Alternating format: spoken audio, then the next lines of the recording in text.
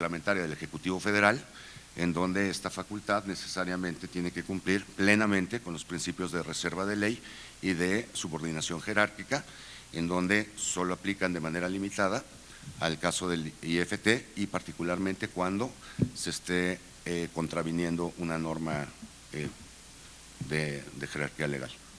Y ya se me acabó hace ya más de 2 o 3 minutos, entonces muchas gracias.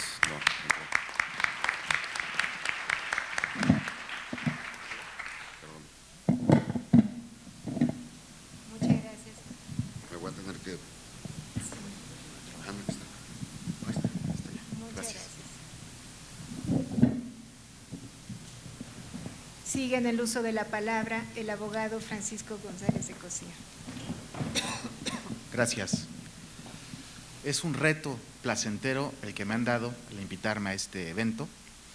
Aunque no es amiga de Rafa, María Elena Estavillo sí es mi amiga, porque aunque no nos frecuentamos socialmente, comparto sus ideas y sobre todo veo que comparto sus ideales. Entonces me declaro tu amigo, María Elena. Espero no meterte en un problema. Y es placentero porque es un honor estar ante las autoridades intelectuales que están en esta mesa. Me siento muy halagado. Y es un reto estar ante los muchos expertos y aficionados que ven el público. Me han pedido que hable sobre innovación y competencia económica en 10 minutos y para hablar sobre un tema que merece una tesis doctoral o varias tesis doctorales, se me ocurrió que puede lograrse el reto haciendo un case study de lo que creo yo, pero me interesará, si creen que me equivoco, ser sacado del error, es el caso más importante que ha habido en el tema y es el caso Microsoft.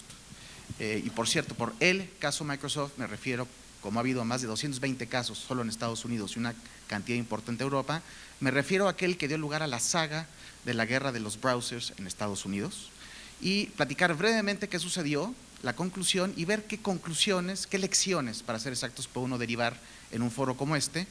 Y antes de ello, decir 1 minuto o 2 sobre la coyuntura de esa discusión. La coyuntura es importante en general y en particular en México. En general porque el tema del capitalismo y su núcleo, que es el mercado, están y seguirán siendo discutidos sobre si es una solución correcta a la gran decisión que toda sociedad tiene que tomar sobre qué hacer, cómo, para quién y a qué precio. Se ha dicho mucho sobre ello y estamos en una etapa de, creo yo, reconfiguración de si es la solución correcta. Y yo creo que lo es, y no es porque sea un fundamentalista del mercado, yo creo que el mercado está plagado de problemas, pero es, como decía Winston Churchill sobre la democracia, tiene el mérito de, con todos los defectos, ser mejor que las opciones. Y por eso, entendiendo el mercado como una buena solución imperfecta, nace la necesidad de un régimen que cure esas imperfecciones. Pero para que cure las imperfecciones y no genere otras imperfecciones, una de ellas tiene que ver con innovación, uno tiene que tener muy claro exactamente cuál es el beneficio y cuál es el peligro del mercado. Y un caso particular de esa apreciación es justamente la innovación. ¿Y por qué? ¿Por qué? ¿Qué papel juega la innovación dentro del mercado? Es fruto de competencia no solo en el mercado, sino por el mercado. El agente económico deseoso de ganarse el voto económico o de ganar nuevos espacios en nuevos mercados, va continuamente a hacer uso de creatividad para ver qué nuevos espacios genera, qué nuevos consumidores se inventa, cómo sacía esas necesidades, sean viejas o nuevas, que él cree, cómo transporta en forma mejor, qué productos nuevos, y todo eso da lugar a lo que un pensador importante nos decía de una forma muy estridente pero interesante, que es creative destruction, decía Schumpeter, la galería perenne de destrucción creativa, perennial gallery of creative destruction, es lo que se ve en el capitalismo. ¿Y qué significa eso? Es interesante dedicarle 15 segundos. Ese fenómeno es lo que explica que haya, por otros motivos, no es el único, pero uno de varios, que haya perdedores y ganadores en el mercado y que cada vez que hay un cambio se reconfigure la mesa, el tablero, y que haya esfuerzos muy grandes por el acomodado previamente para evitar que cambie el mercado en su detrimento. Por ejemplo, vean la historia del Canal de Panamá y lo que hizo Valparaíso para evitar que se cree el Canal de Panamá. Yo supongo que el dueño de las carrozas ha estado furioso cuando Henry Ford inventó el coche. Estoy seguro que el dueño de los discos estos, que yo todavía los llegué a ver, de petróleo, estaba furioso cuando se creó el CD y así sucesivamente. Blockbuster va a estar furioso por Netflix y todo eso son casos particulares de creación destructiva. ¿Cuál es el papel de la competencia económica ante ese fenómeno? Todos sabemos que la competencia económica es el guardián del mercado, de aquel valor que creemos que es imperfecto, pero la mejor decisión sobre cómo resolver las 4 decisiones que tiene que tomar toda economía. El papel debe ser, y aquí paso a qué pasó en el caso Microsoft. En la cause célèbre de Microsoft, recordarán que decidió Microsoft, cuando tenía dominancia en Windows 95 y luego 98, modificar, y fíjense la palabra que utilizo, no digo atar, no digo paquetear o bundlear, si se puede decir eso, o integrar, digo modificar su software para meter ahí el browser de su propiedad, que era Explorer. Como Explorer competía o enfrentaba un mercado competitivo con Netscape, lo que hizo Microsoft es incluirlo y meterle el candado de que no puede ser modificado. Es decir, no puede el comprador del mismo meter otro browser, o puede comprarlo como tu propio si quiere, pero ¿quién va a comprar un browser cuando ya se lo dieron gratuitamente con el precio del software que ya compró? Y esto detonó la causa célebre de Microsoft. Y es probablemente, no sé si estoy siendo exagerado en el superlativo, pero el caso donde más estridente y enérgicamente se han peleado dos grupos, dos opositores muy poderosos ambos en sus distintos segmentos. Todavía recuerdo al abogado de Microsoft, que tuve el gusto de conocerlo en La Haya en 2000, porque cuando tomé ese curso, él fue como ponente, y con la fuerza, inteligencia y estridencia que defendió el punto, vamos a pelear a morir el principio de que todo agente económico tiene el derecho de modificar su producto para adaptarlo a la demanda del mercado y para generar nueva demanda en nuevos mercados. Sus palabras fueron, el día que aceptemos que una autoridad que no está en el mercado, la autoridad, yo sí estoy en el mercado, decía él, que él me dicta a mí cómo hacerlo, es el día que perece toda la empresa. Y aunque sea toda la empresa, vamos a pelearlo a morir. Y esas fueron sus palabras. Y yo me acuerdo que le dije, usted y yo tenemos que platicar. Yo estaba escribiendo mi tesis doctoral, yo quería aprender mucho de esto. Y se despertó una batalla que todos sabemos que en primera instancia perdió absolutamente Microsoft, pero en segunda instancia, después de una mediación muy interesante por Richard Posner, pasó algo interesante también. Quiero centrarme en lo que en este foro creo que es relevante por el tema que me corresponde: innovación y competencia económica. ¿Qué debe hacer una autoridad de competencia ante esta discusión? Yo a mí me gusta la filosofía y me gusta la filosofía del derecho, y un autor que me ha gustado, que creo que es relevante citarlo aquí, es Dworkin. Decía Dworkin, un caso difícil, un hard case, es aquel en el cual ni la ley ni los precedentes son claros sobre cómo hay que decidir. Yo creo que este es un hard case a la Dworkin, y es un hard case porque un observador independiente, no interesado, como es mi caso, yo no tengo ninguna relación con Microsoft, a mí me interesa y creo en la idea de la competencia económica, pero creo que viendo también el peligro que hay de sobreutilizarla o subutilizarla, un observador independiente diría a la Dworkin, hay que plantear la pregunta de la siguiente manera, y es encontrar de dos extremos, cada uno bueno, el punto medio adecuado.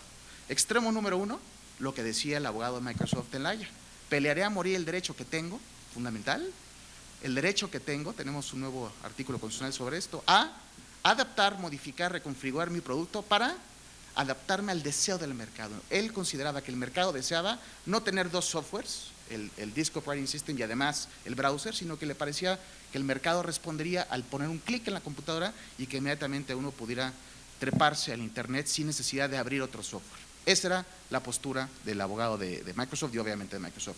Y por otro lado tenemos la postura evidente de las autoridades de competencia de estás cerrando el mercado a competidores en otro segmento de mercado.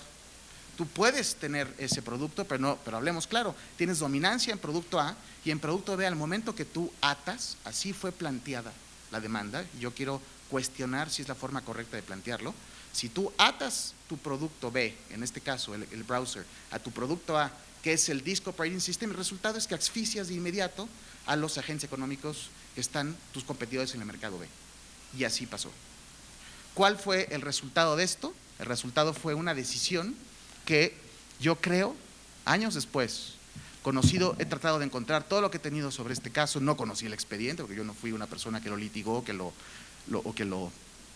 representó, o que obviamente un juzgador, no tengo ese honor, pero de lo que he encontrado, después de mucha ponderación, en mi opinión, creo que sí le atinaron. Y es después de estar a la Hércules, como decía este juez Hércules mitológico de Dworkin, si uno puede, si este juez, si es que existiera un juez que tenía habilidades analíticas envidiables, una profunda sabiduría, ¿qué diría sobre esta tensión? Es que el punto medio en este caso fue, tú tienes razón en Microsoft que puedes hacer todo eso, pero el momento que pusiste el candadito para que no pueda nadie modificarlo y asfixiaste el mercado, sí hiciste una práctica anticompetitiva. Todo estaba bien hasta ahí. ¿Quiere eso decir? Creo que latinaron y admito que he vacilado sobre este tema, he a veces cambiado de opinión y me reservo el derecho a volver a cambiar de opinión, pero creo que sí latinaron a que esa fue la decisión correcta, pero es, en palabras de algunos, un caso controversial, en palabras de otros es un anticlímax, se esperaba mucho más. Por ejemplo, no tenemos un test claro, ¿es tying? Yo creo que no es tying, ¿es bundling? Yo creo que tampoco es bundling, yo creo que es un producto integrado. Es la utilización conjunta en un producto de dos subproductos que tienen demanda separada, pero también pueden tenerla conjunto.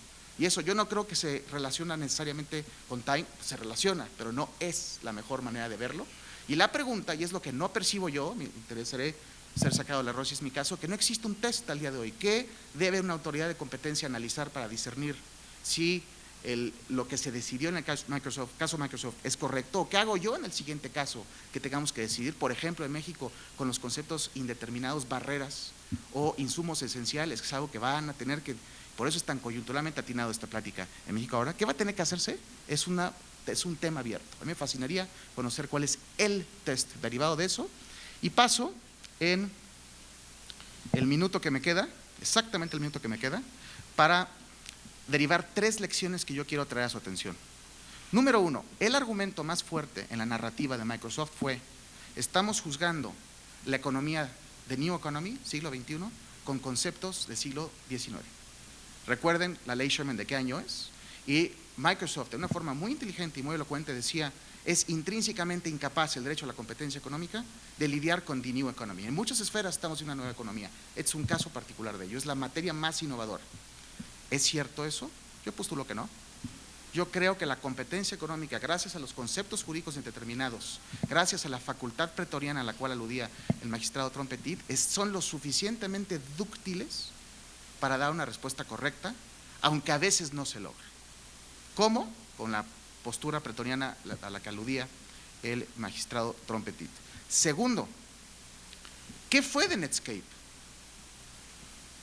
Tenía razón Netscape, se la dimos varias décadas después, lo revivimos. Netscape murió en 1998 cuando el juez Jackson le negó la medida precautoria. Moraleja, autoridades de competencia, las medidas precautorias son importantes. No ha habido al día de hoy en México ninguna medida precautoria en materia de competencia económica. Y las medidas de precautorias son tanto para practicantes como juzgadores, y ahí una área que hago es arbitraje. Cuando me han pedido una medida precautoria, me ponen a sudar, es muy difícil. Yo diría que el clímax de esa materia es en materia de competencia económica.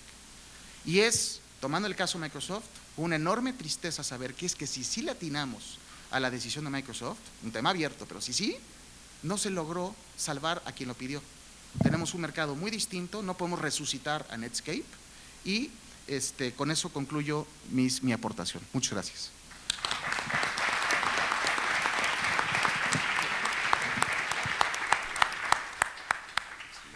Muchas gracias. Continúo en el uso de la palabra Deborah Roy. Gracias. Estoy encantada de estar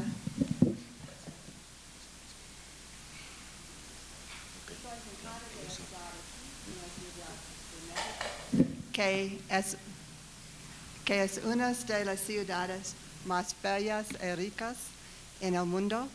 Me gustaría darle las gracias al Instituto Federal de Telecomunicaciones por invitarme a participar en el Día de la Competencia de hoy. Antes de comenzar mi presentación, me gustaría notar que mi presentación representa mis opiniones generales, personales, y no los del Departamento de Justicia de los Estados Unidos. Es muy importante. Desafortunadamente, he agotado mi español y por lo tanto tendré que dar mi presentación en inglés.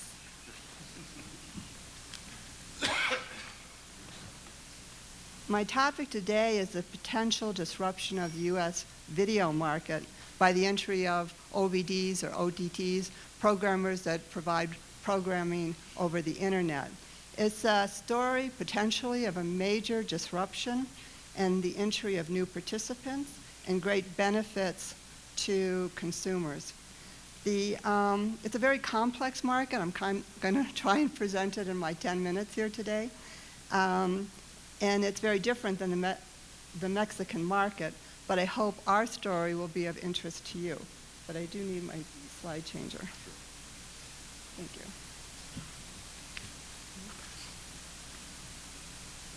So I wanted to give you a few definitions that I'll be using today. When I say MVPD, I'm referring to the cable operators, the DBS operators, and in America, the telephone companies that offer multiple channels of video programming. I think for you that would be like Megacable, Cable Mas, Sky Mexico, and Dish. Online video distributor, I use OVD. I think you've been using OTT today. And the video programmer, those are the guys who are providing programming to the MVPDs and OTTs. We have 9 large programmers in the United States and then a lot of smaller programmers. The story of video in the U.S. does have evolution. It does have entry. We had a great expansion of cable television in the 70s and 80s and the proliferation of cable networks. In the United States today, we have perhaps 200 or so cable networks, all vying for carriage by the MVPDs. It's also important to note the entry of cable residential broadband. Even today, most consumers get their internet access from their cable providers. The DBS disruption certainly brought a competitive response for the existing cable operators, and there's been continued innovative responses back and forth, but I'm going to suggest that the MVPD business model remained the same. So the MVPD business model in America, we had the studios who are the content creators, like the actors, the directors, the put together programming. They sell the programming to the programmers like Viacom. Viacom's the company that owns MTV. I think you're familiar with the Walt Disney Company. The programmers bundle these separate shows into networks that appeal to consumers, and then they sell those networks to the MVPDs, like Comcast is our largest cable company, and DirecTV. Those entities then bundle the programming and sell it to consumers. So the video market in the U.S. has really a business built on bundles. It has also been a very profitable business for both the programmers and the MVPDs, and I think they would be reluctant to move away from that business model. Just as an illustration of the size of the programmers, there's some Viacom channels and some Disney channels. The programmer tries to bundle all of its programs to sell to the MVPDs. The consumers purchase a package of networks, their basic package, and then they purchase add-on specialty packages. So I don't know if you're familiar with HBO here in Mexico. That's a very popular add-on in the United States, but it would be what we would call a buy-through. You have to purchase a basic package before you can add on HBO to that package. And again, making the point that when the consumer is purchasing their video from their cable operator, they're also purchasing internet access. And since DBS does not provide much in the way of internet access, those consumers who are purchasing DBS service generally also purchase their internet access from the cable operator. And I would say, perhaps to distinguish it from Mexico, most Americans do have access to the, an MVPD package, but most consumer surveys would also say they have access to it, but most consumers think the packaging and the pricing is too expensive. In the mid-2000s, we had a major change in consumer viewing habits, and this was a disruption with the introduction of digital video recorders and video on demand. That shifted viewers the time that they wanted to watch their programming, and they also started to watch programming over the internet. So then we had the popularity of YouTube, and Netflix started streaming their shows over the internet. So it then becomes a situation where the consumer wants to watch their programming whenever and wherever they want it.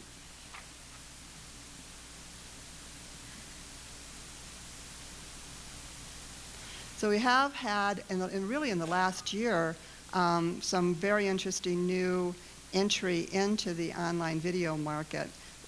Netflix has been around for a while.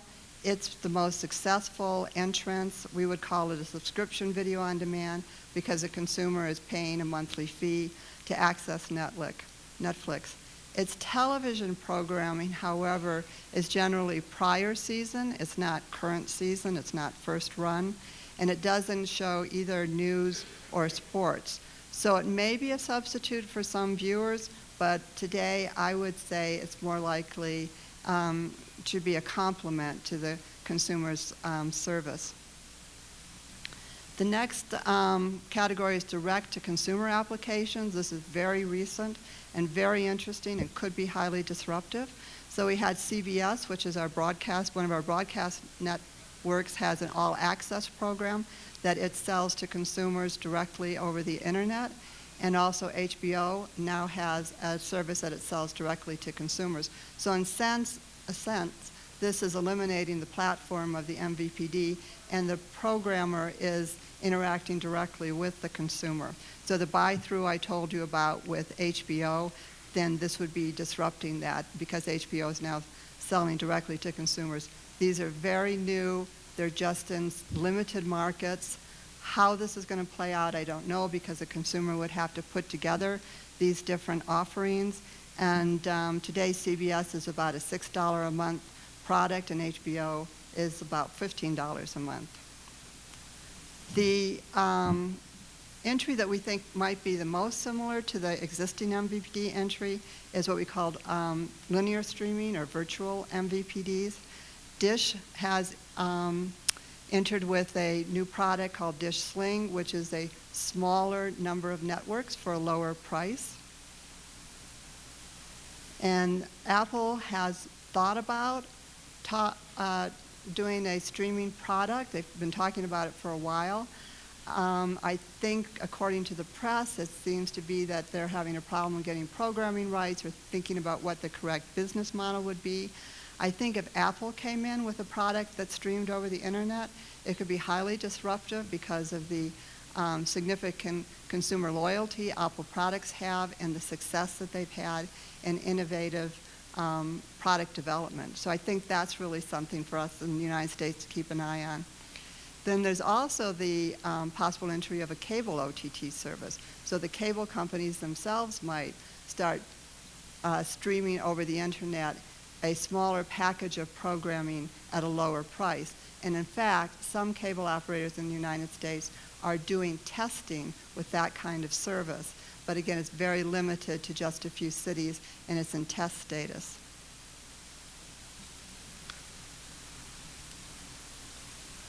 If OVD is going to be a viable disruptor, it's going to need to have internet access to deliver the content. So it's going to have the internet access that gets the content to the consumer, and it's going to need to have the consumer able to access the internet access at a reasonable price and at good quality. It's also going to need programming access. And it's not only just getting the programming, but it needs to get, the OVD needs to get the rights to the programming. And the programming contracts are very complex. They're multiple pages long. But one of the things that's disputed is the right of the MVPD or OVD to show programming the initial run, then 5 runs after the initial run of the show, and then do they have the right to show the entire current season? The past seasons are usually considered library content and are sold to a company like Netflix. We also think that the OVDs want to differentiate their products by selling a smaller bundle of select networks at a lower price, and that's how Dish is distinguishing its Sling product.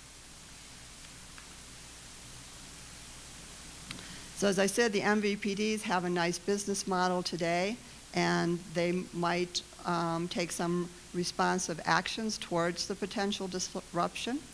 And one of them would be the internet access, because the cable MVPDs control the internet access to the consumer. So one concern would be that they might impose data caps that would define a limit on the amount of data that can be consumed by a household per month, and going over the limit would result in higher charges and suspension of services. Also, there's alternate distribution clauses that would prohibit, this would be, in the contract between the programmer and the MVPD might say, our right to the programming means that you cannot distribute programming to online video distributors, or you can only distribute older programming to online video distributors. And I see that my time is coming to an end, but I do want to mention that the DOJ and the FCC, or maybe I should turn the slide, and the FCC have taken some actions to monitor these concerns, one of which is the Comcast NBCU consent decree. This was when Comcast, the cable company, acquired the programmer NBCU. And as you can see, it addressed the access to the internet and also the access to programming. The Comcast-Time Warner cable merger, the transaction was abandoned to DOJ FCC concerns, also focusing on online video delivery. I just want to read FCC Chairman Tom Wheeler's statement on that deal. And he said, today an online video market is emerging that offers new business models and greater consumer choice. The proposed merger would have posed an unacceptable risk to competition and innovation, especially given the growing importance of high-speed broadband to online video and innovative new services. Finally, the FCC put in an open internet order, and that order has been appealed by the cable company through an association, and I believe they're having oral argument on that case tomorrow. So in conclusion, there's a change in consumer viewer habits in the United States. It's going to give an opportunity for OVD entry, and antitrust and regulation both have a role to play. I will be here for the rest of the day. If anyone has any particular questions, I would be delighted to talk to you about it. Thank you.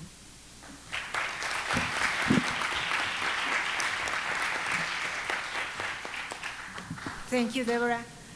Continúa en el uso de la palabra Ernesto Flores con el tema de espectro y competencia. Muchas gracias, Ernesto. Muchas gracias. Comenzando como todos lo han hecho, pues agradecer al Instituto Federal de Telecomunicaciones, a María Elena, por la invitación. Me ha tocado un tema que puede ser muy complicado o bastante trivial, ¿no? Hablar de el espectro y competencia. Bueno, sin espectro no hay competencia, entonces pues ya acabé, ¿no? A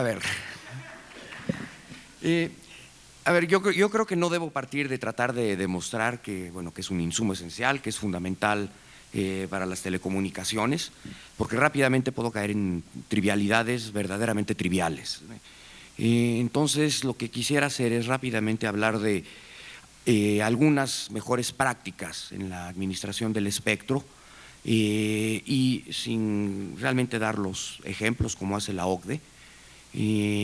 Creo que va a ser bastante evidente dónde se están violando las prácticas, no solo en México, sino en el resto del mundo, ¿no? Creo que es importante decir que el espectro realmente es un bicho francamente muy raro. Si lo piensan, por un lado es escaso, pero ¿qué quiere decir que sea escaso? Bueno, es escaso en un lugar dado, es escaso en un momento dado, no puede ser guardado, lo cual quiere decir que tiene un enorme costo de oportunidad, y no puede ser transportado, y todas estas cosas hacen básicamente que el espectro sea único, y es esencial para la prestación de servicios de telecomunicaciones.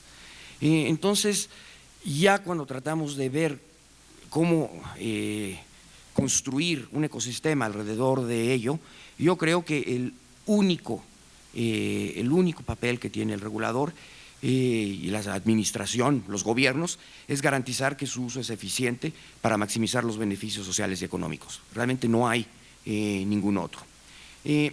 Esto obviamente hay que llevarlo a otro nivel, porque eso está suficientemente general. Pero entonces, ¿cuáles podrían ser los principales objetivos de la gestión del espectro? Y hay que tenerlos claros, porque es aquí donde vienen claramente las violaciones a la hora de hacer la administración del espectro.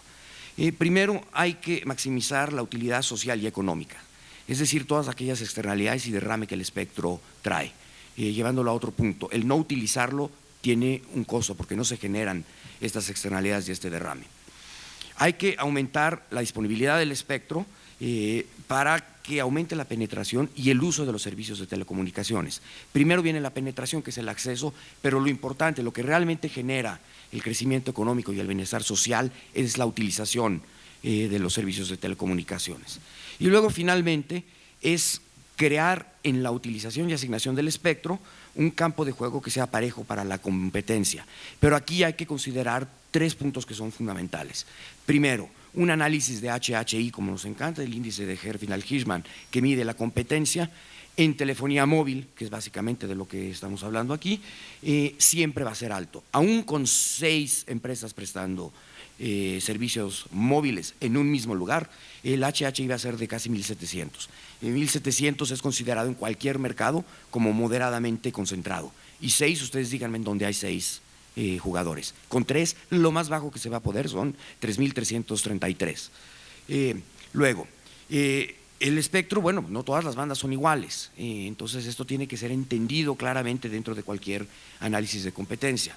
Y finalmente, la valoración del espectro varía mucho de empresa a empresa y nada más dándolo, por ejemplo, para las empresas que la palabra que utilizan, incumbentes, que incumbentes realmente quiere decir las que ya están, ¿no? Es una palabra en inglés mal traducida, pero bueno, eso es lo que quiere decir. Para ellas vale mucho más que para un nuevo entrante, porque básicamente se puede utilizar como una manera de desplazar a la competencia. Luego, ¿qué herramientas se tienen para la gestión del espectro? Bueno, la primera, las tablas de asignación de frecuencias, o como dicen en español, he oído, las tablas de alocación de frecuencias, yo no sé cómo se alocan, pero también lo he oído. Luego tenemos, y que aquí México está dando, yo creo que pasos acelerados en la dirección muy correcta, que es tener los inventarios de espectro y las bases de datos de las licencias y hacerlas públicas. Luego tener un documento de planeación de largo plazo, que eso yo creo que la administración en América Latina en ese sentido es bastante paupérrima. Y luego tener claras medidas de uso eficiente. Ahora, la palabra eficiente es una palabra bastante etérea. Si tratamos de definirla, bueno, eficiente quiere decir diferentes cosas para diferentes personas en diferentes momentos, pero lo mejor debería ser tratar de definirla en términos de indicadores, para poder medirlas, porque todo aquello que no se puede medir no se puede gestionar correctamente. Y bueno, y finalmente tener un benchmarking internacional, es decir, las prácticas comparativas, el análisis comparativo es verdaderamente útil. Creo que vale la pena decir México entre ellos, pero el espectro se ha gestionado con el modelo que le llaman de comando y control, es decir, es bastante dura la regulación con respecto al espectro. Ahora, México y América Latina en general ha sido verdaderamente poco generosa, por no decir totalmente coda, en la asignación del espectro. Si vemos la recomendación que tiene la UIT para la prestación de servicios de banda ancha para el 2020, en México no se ha dado más que el 20% de lo que se necesita. Ahora, no es diferente al resto de América Latina. El más generoso, y también es codo, ha sido Brasil, que no llega ni al 50% de lo que se está pidiendo. Ahora, en la asignación del espectro, podemos entrar en muchos de los puntos ahí, pero yo creo que lo que es muy importante es hablar. Hay básicamente 3 modelos de licenciamiento del espectro. El primero es el exclusivo, es básicamente el que utilizamos en México. El espectro no licenciado es el que utilizamos para los controles remotos, para la Wi-Fi, etcétera. Y luego el que está surgiendo que todavía está, digamos, en pañales o muy verde, es el LSA o ASA, que es básicamente la compartición del espectro. Ya podrán imaginarse qué opina aquel que pagó por el espectro cuando le dicen que lo tienes que compartir. Creo que no hay que entrar en mucho detalle ahí. Ahora, con respecto a cuáles serían las mejores prácticas en todo esto, realmente cualquier decisión que se tome en el espectro, como se requiere una planeación de muy largo plazo y un error puede ser muy costoso, tiene que estar basada en la evaluación de un impacto económico. Y esto es especialmente en la asignación, el cambio de asignación y en el licenciamiento del espectro. Recuerden ustedes, y yo creo que eso se hizo muy mal en general, aquí no estoy hablando específicamente de México, la evaluación para cambiar la alocación, me quedo con la palabra, del espectro de 700, pero sí sé cuál es la palabra, es un